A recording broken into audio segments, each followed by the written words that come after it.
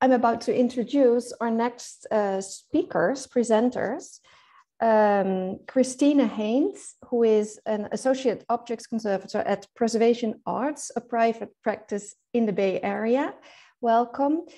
You drafted a presentation together with Rowan Geiger, the Director of Preservation Arts and the Principal Conservator of the company. Christina, the floor is yours. Thank you. I'll get my screen up. And thank you all for being here today. It's been a great day of presentation so far. So at Preservation Arts, we have been working with both large and small city collections since our formation in 2012. We also work with several institutions that have artwork in public settings, most of which is outdoors. The preservation of public art has followed many of the same trends as other aspects of contemporary conservation, including contending with new and unusual materials and consulting and collaborating with artist studios for care and maintenance. Remedial treatments in public art and in contemporary art conservation in general have both moved away from these artist studio repairs in favor of collaborative treatments between conservators and artists in order to consider the artwork holistically with various stakeholders in addition to just the artist. This values-based approach is of course used throughout our different conservation subgroups. The main deviation public art has from other artworks is that the conservation of outdoor sculptures can require very invasive treatments that we often try to avoid in the lab, treatments such as resurfacing, repainting, and replacing. This level of restoration is often a reaction to the highly deteriorated conditions caused by harsh weather, pollution, lack of maintenance, and of course, public interactions. The value of original material on an outdoor sculpture is often rated lower than the structural stability of the artwork, since damage can rapidly accelerate if not fully treated. Additionally, the instability can cause safety issues for the public. I think that age aesthetics are also less valued in the public space, as this can be associated with a lack of care rather than with the historicity that decay may embody when viewed in a museum context.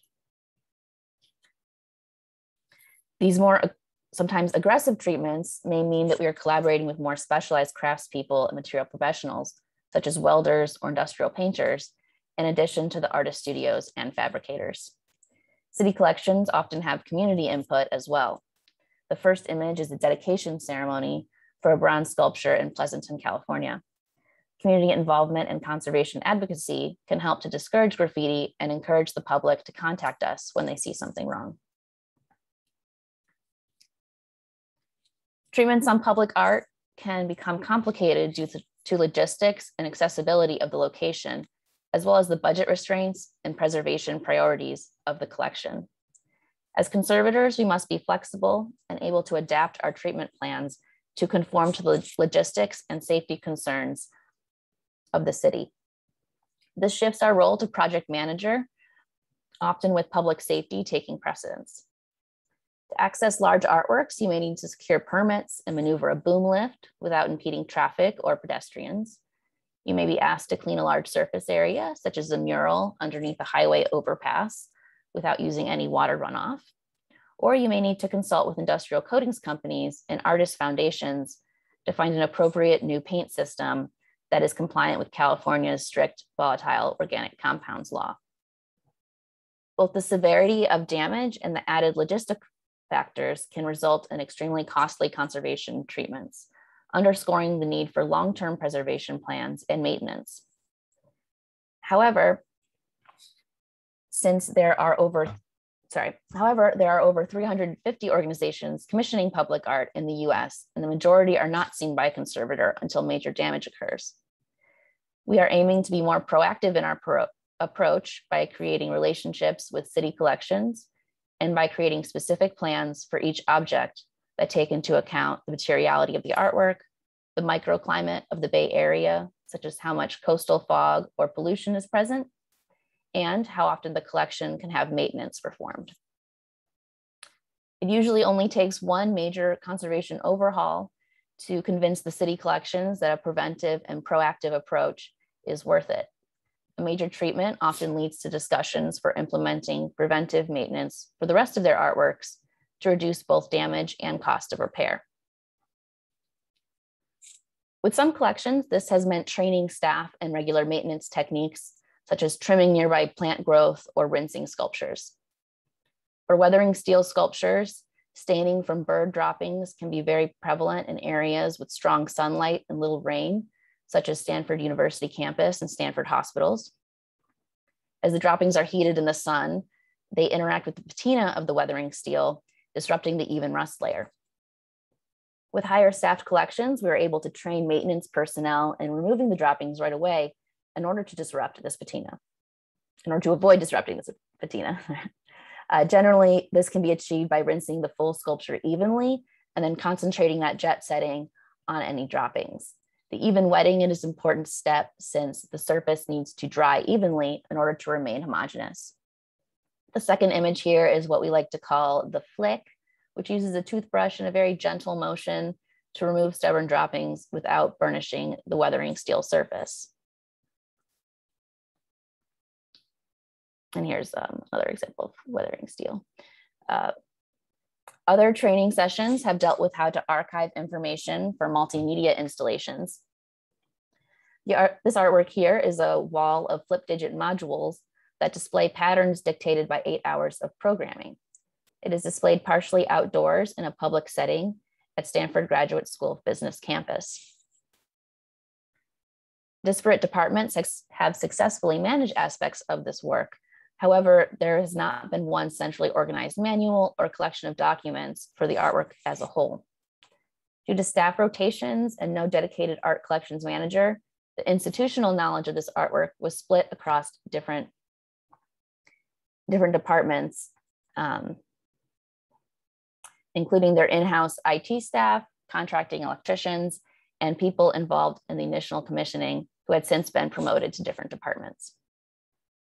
So the initial conservation phase first aimed to evaluate and inventory all physical components, the software digital files, the past documentation in order to identify and alleviate both short-term and long-term preservation risks. The artist and the manufacturing company VTech were both contacted and consulted. So the treatment aimed to assess the environmental conditions, to clean the artwork overall, to troubleshoot any malfunctioning modules, and to create backups of all software with user-friendly manuals for all aspects of both the artwork and its display.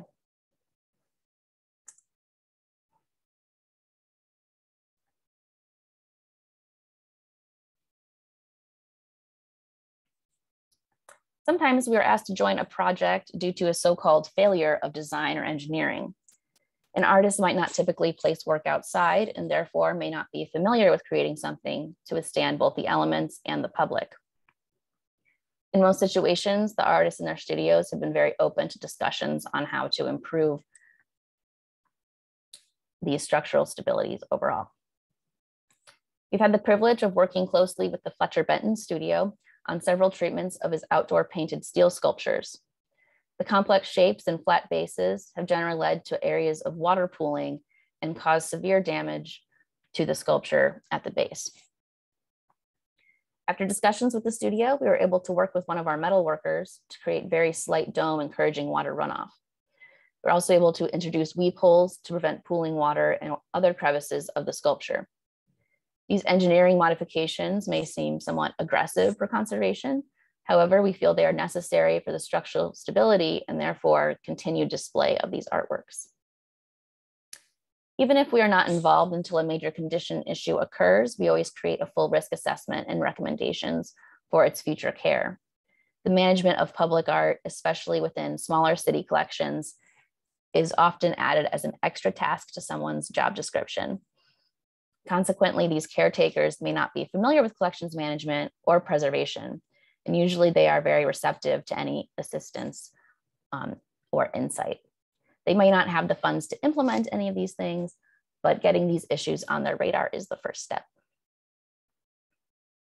Ideally, we are contacted in the commissioning and installation process and can weigh in on possible material concerns or maintenance issues before they occur.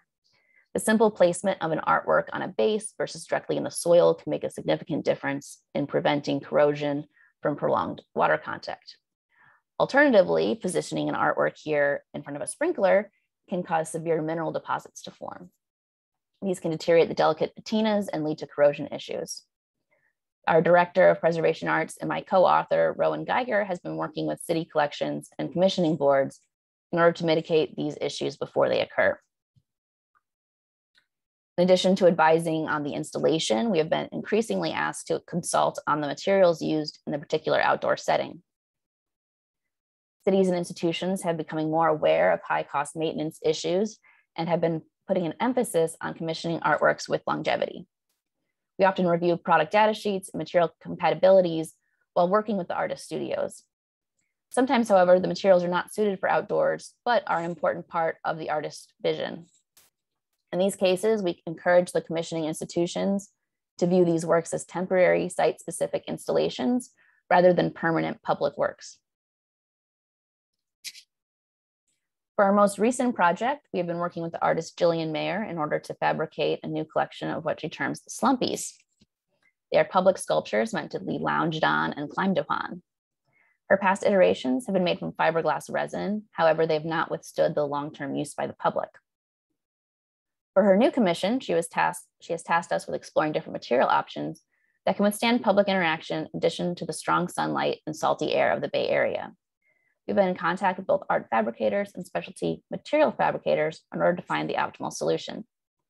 This has shifted our role again from consulting on materials and processes to being more directly involved in the fabrication. Usually our experience in the commissioning boards have been more directed towards material assessment, such as the recommendation of higher grades of stainless steel in order to prevent future corrosion issues. Many artists may not realize that stainless does not mean that it is rust resistant and that different grades can still rapidly corrode in the foggy climate of the Bay Area.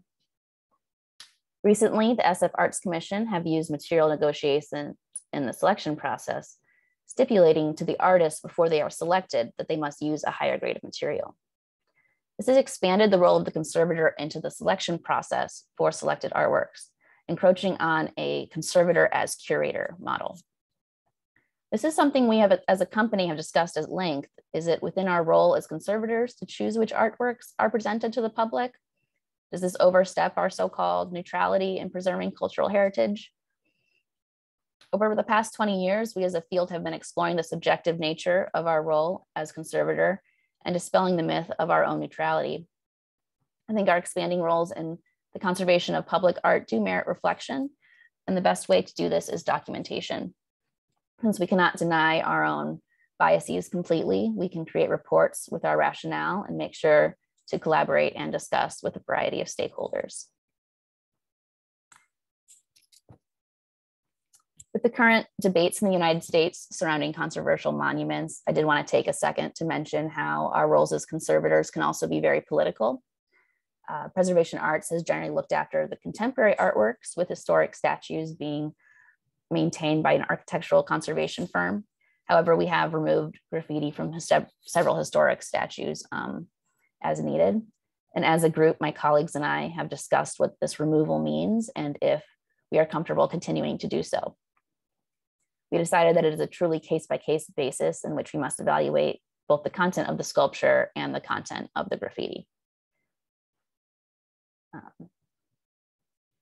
I think as conservators, one of our greatest role is to document these debates and to provide rationale for all of our treatment or non-treatment decisions in both the care, installation, and commissioning of public art. Commissions for public art can be an important revenue stream for many contemporary artists, especially early career artists not represented by major galleries.